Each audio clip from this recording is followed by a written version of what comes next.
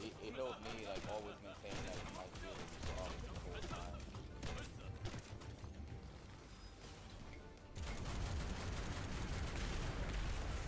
Damn, she fucking backed way up, bro.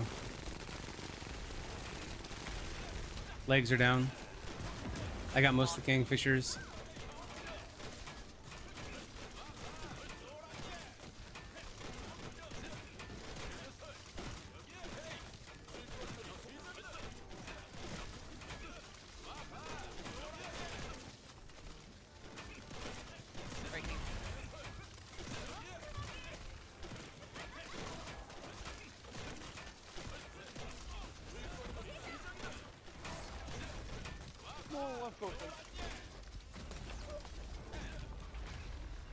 Stagger, stagger, stagger, stagger, stagger. Go, go.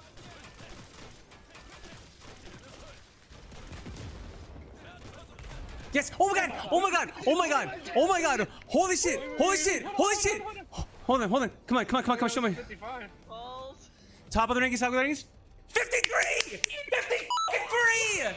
Well, Descendants, that was our 53-second challenge. Ice Maiden clear, 3 powerhouse Eisemos with 1 Luna. Of course, we're going to go over everything that we used to do that here in just a second. But I want to thank the other folks, the real ones who are in the Eisemo community. We've all been talking and working on different Eisemo builds and just ways to make Eisemo even better. For those that do not know, Eisemo is probably the best male Descendant that we currently have. A lot of raw damage output, great personality as a character, and he's pretty easy to build. He's a little technical to play. You can get skill issued with him really well, but I urge anybody who wants a good and a fun male Descendant to try out Eisemo. He's a pretty darn good character. So why don't we go ahead and jump into what we did to make this happen. All right, we're gonna look at our weapons first. I'm gonna go over these pretty quick, so just pause the video whenever you see a section that you need more information on. Of course, the Secret Garden is really just a core stick. We have the sprint speeds and grappling speed on there. The bottom stats also really do not matter one bit. The mods here really don't matter as long as you have Brisk Walk on. That's really the only thing you need. Coming down here to the Last Dagger. This is a pretty standard Last Dagger for fire attack. This is one that you would normally see for bossing, so with the double fire rate rolls. So this is definitely the one that you would take in there. I've seen some arguments to drop fire attack off of this for multi-hit chance. It's all the flavor that you choose for your fight. For the mods here, pretty simple and standard for Last Dagger builds nowadays. Coming down here to Restored Relic. It's the pretty standard Purge 5 challenge run Restored Relic, only it's built for fire instead of toxic. If we come over here to our mods, it's pretty much the same thing that's in here. Coming down to our Inversion Reinforcement, this is pretty standard Maidenless challenge or Ice Maiden challenge. I do call it Maidenless.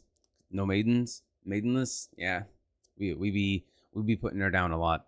So we've got the fire rounds focus. This is going to give you more fire attack on your Last Dagger as you're firing at Ice Maiden. Selective neurostimulation for that sweet free MP at some point during the boss fight. And then this last one is, again, it's pick your flavor, pick your poison. Void resistance, you don't really plan on getting hit at all because the fight is over so darn quick here. However, there's not much else that you could go with on this that'll give you more damage in the long run, because you mainly don't use weapons. You're only using your skills with Eisemo. So there you go. Moving on to our Descendant modules. This is the basic Eisemo grouped up crit build to be used with a Luna. Again, one of Luna's very awesome skills is that it gives you crit damage, crit chance at an additive bonus. We run with explosive evade. Every time you roll, you drop a mine. If your cooldown's low enough, you can have that on a cooldown of 2 seconds here, you'll see. So every 2 seconds, you can roll to drop another mine on the boss. Now, that's actually really key because this is free. It doesn't cost any MP. It's not part of the mines from the 1 that you launch off or your 3 that you set on the ground. So you're getting 3 mines every 2 seconds. Every 2 seconds, you're going to have at least 3 mines put onto the boss. So that is how you're going to get your stacks up to 20 or higher. This is pretty much stacking your cooldown mods You have a one cost mod on here, one range, and then having just your damage skills set up to go ham. Now for our external components and our reactor. So the reactor I have is Colossus and cooldown. This is letting me get that super low cooldown on everything and get many more bombs stacked up as quickly as possible. You could have an argument for crit damage instead of cooldown for at least one member of your team. I think when we did this, Anthony had crit damage on his reactor instead of cooldown. So that may have played a really good factor here in us getting a faster clear. And again, I know that 50 seconds is entirely possible with this. It's just a balance of RNG, how's the boss going to react on that run, and having everything fall into your favor. For our clear, I had Colossus and skill cooldown on my reactor. We also had the standard 2 plague set for the tech skill power, and then the 2 hunter set for the skill cooldown. Again, stacking cooldown like crazy so we can have as many bombs up as possible and stuck to the Maiden of Ice.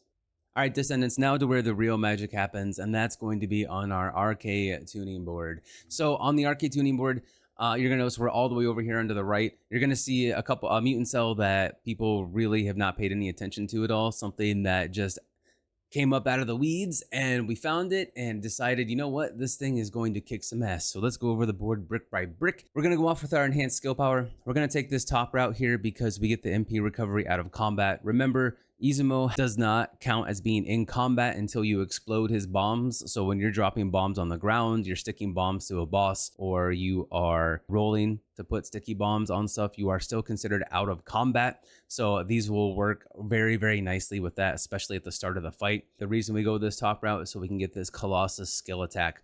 And then, of course, to the gold enhanced skill power here with a short jaunt downwards to get this enhanced skill power node. We don't go this full bottom route because we don't need any more skill cost reduction, and we don't need any skill effect range here. We obviously get the MP. We go up to the side to get this strong skill power node. Cooldown. I can't stress that enough. We want the cooldown so we can get as many bombs as possible stuck onto the Maiden of Ice. And then we're going to come over and grab 2 pieces of skill critical hit damage just for that extra oomph when we do get a crit on there. Because remember, we're going to have Luna on our team giving us that 30% additive skill critical hit rate, which is what we want. And then for the MVP of everything that we've been using, and the MVP that helped us shave a whole bunch of time off, is going to be Arche Overheat Shield. So why is this great? Well, the skill critical hit damage buff that it gives is 42.8% on your skill critical hit damage. And this is up whenever your max shield is at 50% or higher. That is huge. So while your remaining shield is above a certain percentage of your max shield, so if your max shield is 200, as long as your shield is above 100, you will get skill critical hit damage at 42.8%. It's just a flat multiplicative bonus there for skill critical hit damage. This is super good. This is super awesome. It does require a lot of finesse and teamwork, though. You will see in my video of our actual clear, I run off and I get some damage and destroy a couple of the kingfishers that spawn. They hit really hard and they can rip your shield off. So you want to make sure that you either get fast enough where those do not spawn at all, or you have somebody able to take care of those really quick while still laying bombs down. It's super easy to do once you get the timing down and get through it. Trust, it's great. And the bonus here is just insane. Now, one thing to note is the floor on Ice Maiden will slow you down and provide a debuff, but it will not do damage to you. If you're taking damage while you're on that ice floor, it's because Ice Maiden has hit you or because some kingfishers have hit you with a little bit of their bullets. Okay, that ice floor does not deal damage to you, but it will consider you being in combat because it gives a debuff. So with that, it's a really good way to manage your shield so you can have that skill critical hit damage bonus up all the time. So I want to offer a huge thanks to Moon, Anthony, and Luffy for coming in and helping to achieve this great score. It was Moon, who is our Luna, expert grapples and buffing, and Luffy and Anthony, you guys are amazing Eisemos to group up with. I can't wait to do more of this. Mini collabs in the future. Going to be doing lots of really great stuff.